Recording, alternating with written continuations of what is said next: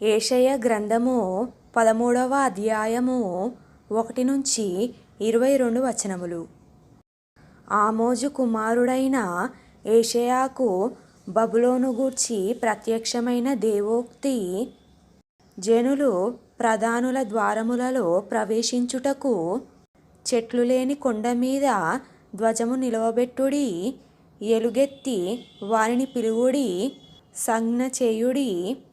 నాకు ప్రతిష్ఠితులైన వారికి నేను ఆజ్ఞ ఇచ్చియున్నాను.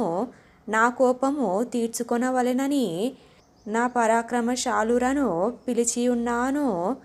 నా ప్రభావమును బట్టి హర్షించు వారిని పిలిచియున్నాను. బహుజనుల ఘోషవలె కొండలలోని జనసమూహము వలన కలుగు శబ్దము వినుడి. కూడుకొను రాజ్యముల జనములు చేయు అల్లరి శబ్దము వినుడి. సైన్యములకు అధిపతియగు యెహోవా యుద్ధమునకై తన సేనను వ్యూహక్రమముగా ఏర్పరచుచున్నాడు. సర్వలోకమును పాడు చేయుటకై ఆయన దూరదేశము నుండి, ఆకాశ దిగంతముల నుండి యెహోవాయును ఆయన క్రోధము తీర్చు ఆయుధములను వచ్చుచున్నారు.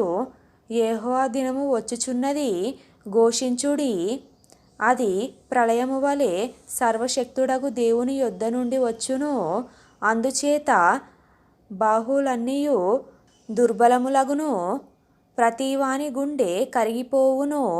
జనులు విభ్రాంతి నొందుదురు, వేదనలు దుఃఖములు వారికి కలుగును.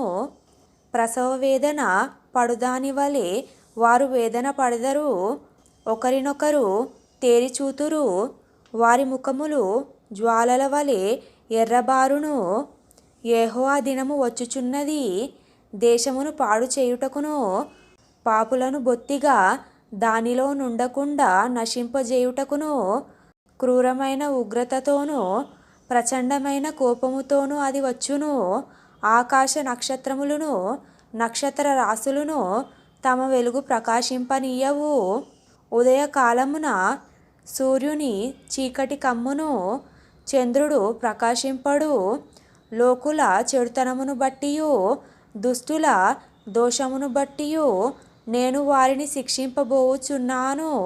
అహంకారుల అతిశయమును మాన్పించెదను, బలాత్కారుల గర్వమును అణచివేసెదను. బంగారు కంటే మనుష్యులను, ఓఫీరు దేశపు సువర్ణము కంటే నరులను అరుదుగా ఉండజేసెదను.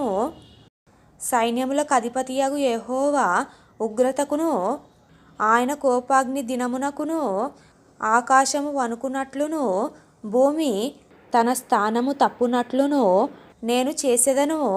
అప్పుడు తరుమబడుచున్న జింక వలెను, పోగు చేయని గొర్రెల వలెను జనులు తమ తమ స్వజనుల తట్టు తిరుగుదురు, తమ తమ స్వదేశములకు పారిపోవుదురు. పట్టబడిన ప్రతివాడును కత్తివాత కూలును, తరిమి పట్టబడిన ప్రతివాడును కత్తివాత కూలును.